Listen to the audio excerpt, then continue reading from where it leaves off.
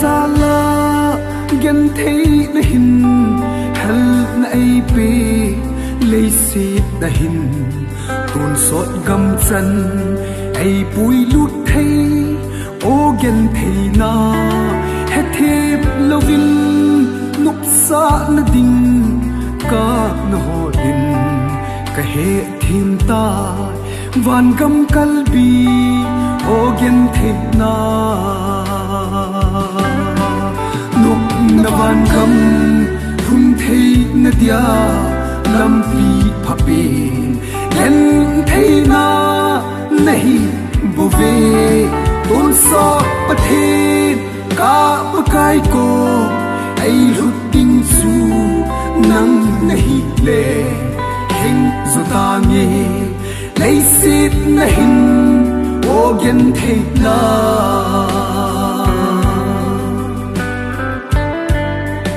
mi hong pathe lengam alut sa nga hiu bil homa sangong sao lut beizo ding ati e ipa kai chun he thep lova hau na ding le ngop sa na bo hol na hi le Christian hin kho mang hil na hi nok na van gam thum thei na dia lam pi phapi yen thei na nahi bove tôn so pathe ka pakai ko ai lut ding su nang nahi le hing zota nge lei sit nahin o gen thei na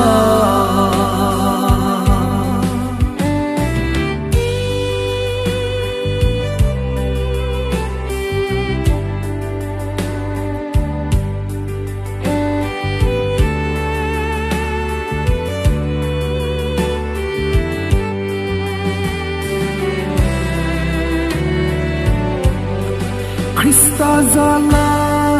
gen thei thu dia ka phal a hi ka ta sa hi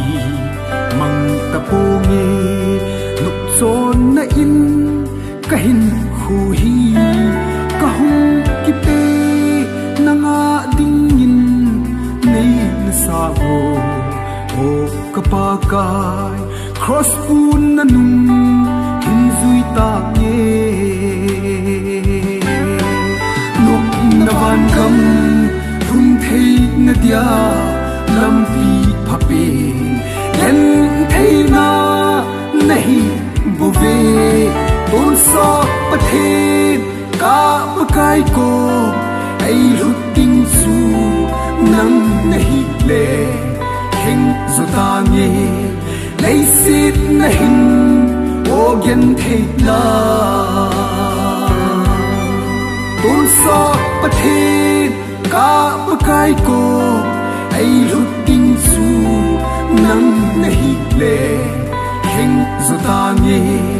lei sit nahin o gen thei na